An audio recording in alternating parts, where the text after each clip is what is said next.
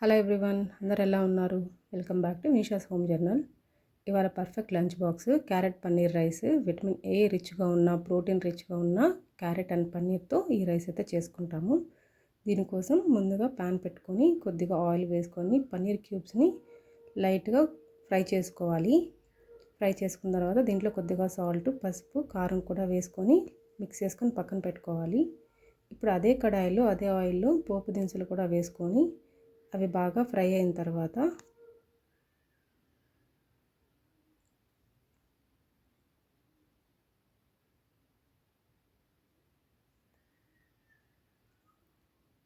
కొద్దిగా కరివేపాకు 8 నుంచి 9 లైట్గా క్రష్ చేసుకున్న వెల్లుల్లి రెబ్బలు కూడా వేసుకొని ఫ్రై చేసుకున్న తర్వాత ఒక 2 గ్రేట్ చేసుకున్న క్యారెట్ కూడా వేసుకోవాలి.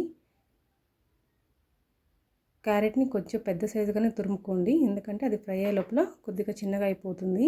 రైస్లో మిక్స్ చేసినాక అంత టేస్ట్ ఉండదు. సో కొంచెం పెద్దగానే గ్రేట్ చేసుకుంటే రైస్లో మిక్స్ చేసిన తినడానికి చాలా బాగుంటుంది. ఈ రెసిపీ పిల్లలు చాలా ఇష్టంగా తింటారండి. చేసుకోవడం కూడా చాలా ఈజీ. క్యారెట్ లైట్గా ఫ్రై అయిన తర్వాత కొద్దిగా పసుపు, సాల్ట్ కూడా వేసుకొని ఒకసారి మళ్ళీ కలుపుకోవాలి. క్యారెట్ బాగా ప్రాపర్గా కుక్ అయ్యే వరకు ఫ్రై అయితే చేసుకోవాలి.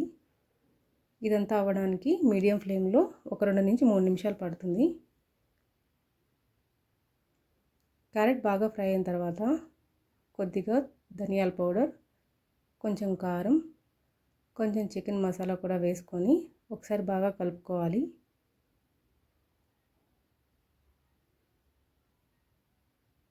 నచ్చిన వాళ్ళు కొంచెం గరం మసాలా కూడా యాడ్ చేసుకోవచ్చు. నేను ఆచి చికెన్ మసాలా వాడతాను కాబట్టి టేస్ట్ అయితే చాలా బాగుంటుంది. లంచ్ బాక్స్ రెసిపీస్ ఏం చేసినా నేను మ్యాండేటరీగా అయితే అది వేసుకుంటాను, చికెన్ మసాలా. ఇప్పుడు లాస్ట్లో ముందుగా ఫ్రై చేసి పెట్టిన పన్నీర్ క్యూబ్స్ కూడా వేసుకొని కొద్దిగా కొత్తిమీర వేసుకొని బాగా మిక్స్ చేసుకోవడమే.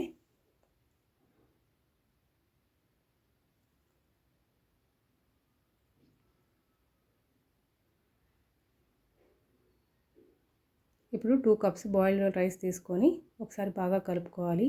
అంతే, చాలా టేస్టీగా ఉన్న పన్నీర్ క్యారెట్ రైస్ రెడీ అయిపోయినట్లే. నా వీడియోస్ మీకు నచ్చితే సబ్స్క్రైబ్ చేసి లైక్ అండ్ షేర్ కూడా చేయండి.